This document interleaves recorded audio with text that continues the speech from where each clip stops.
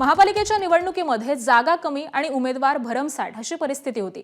त्यामुळे अनेक पक्षांच्या इच्छुकांनी बंडखोरी करत उमेदवारी दाखल केली आहे आणि त्यामुळे भाजपने या बंडखोरांवरती कारवाईचा बडगा उगारलाय।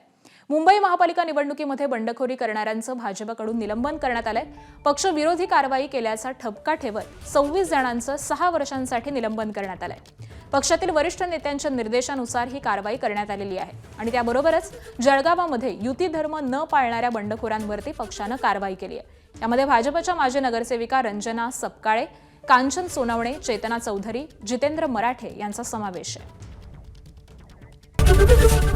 एबीपी माझा, उघडा डोळे बघा नीट।